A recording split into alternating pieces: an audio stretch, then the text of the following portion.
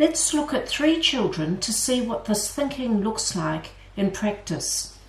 Billy was 7 when I first met him. He had a very good understanding of phonics, which letter or common letter combination related to which sound, and his spelling was very accurate for a child of his age, phonetically at least. But reading was still a slow and tortuous process. Something was not clicking. Then he blurted out, "I just don't get it. Why are mum and mother and Nicky different words when they are all the same person?" Billy is thinking like a competent Chinese reader, instinctively looking for meaning. He had no understanding that words are about sound and pronunciation rather than meaning. He had no way to connect his phonics knowledge to the reading process because he was simply unaware that there is a connection. Then Amy. Amy was in year 5, so she was 9 going on 10 or thereabouts. Her teacher asked me to assess where it was going wrong because Amy was well above average in maths but was well behind in reading and writing. One of the words I asked Amy to spell was chap. No problem. Down it went. Ch-a-p. I could hear her sounding it out. She was thinking about the sounds and the pronunciation of the word. And then, a little later in the decoding test, which tests her ability to decode without any help from context, just a list of words, she came to this word. Now you would think it would be easy for her to sound out because she knows all the sounds. But no. She said, I think it is cat, but there is something wrong with it.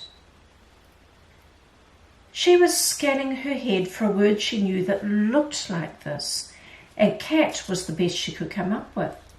Amy was using the processing sound part of her brain to spell, but thinking about the shape and the look of the word to read. Like Billy, there was no connection between her phonics knowledge and the way she writes words on the one hand and how she reads on the other. She is trying to read as if each word is an individual shape like these, so for her, reading goes on in the visual part of the brain rather than the speech and language areas. And finally Daisy, who was in the same class as Amy and is, I think, typical of many struggling kids. I asked Daisy to spell crushed, and like many kids, she spelt it like this, with an A for the sound, and hearing it t in crushed, and putting a T here. Many, if not most kids who get this word wrong will spell it like this. But then she did something interesting. She looked at what she had done and she said, "That's not right, is it?" So I asked her to fix it up. "Well," she said, "you don't get HT. It's supposed to be TH." So she changed it and got this. And she said, "It's still not right. There's still something wrong." So she took the S out and got this. She looked at me and I said, "Are you happy with that?" "Yes," she said. I said to her, "The word is crushed," and I ran my finger under the word like that. "Yep," she said, "I think that's right." Now here Daisy is thinking about the pronunciation of the word, thinking about the sounds the letters make, but when she looked at it, her thinking flipped. To read what she has just written, she is thinking about the names of the letters rather than the sounds they make, and what the word looks like rather than how its makeup relates to its pronunciation. A very different sort of thinking. She has not seen this as sh, which she sounded out moments ago. It is now just an S and an H. Now Daisy was 10 when this occurred. She had spent something like 1,000 days at school. How many times over those 1,000 days has she seen this ed suffix, which commonly makes a tis sound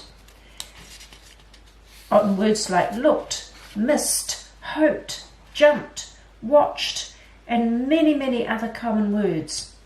How many times has she seen you making the sound in very common words like must and just and fun and shut and much and hundreds more. Has she seen these spelling patterns once a day, 1,000 times, or 10 times a day, 10,000 times? I suspect the answer is more likely to be hardly ever. When I looked at how she spells words and how she reads unfamiliar words, it is clear that she focuses on the beginnings of words and the visually distinctive consonants further along, as many, many struggling children do. She rarely processes the vowels or the ends of words. If she needs to, she guesses at or makes up the rest. She looks at words much like this. Many, many kids process words like this, some more letters than Daisy does, some even fewer. This is what Daisy does: the general look of the word, the beginnings of the word, and some of the distinctive consonants. This could be shout, or shoot, or maybe short, but she will pick the one that best fits the sentence she is reading, or the one that pops into her head first. How many kids confuse mouth and month because this is what they are processing? How many kids struggle with spelling this bit in both words?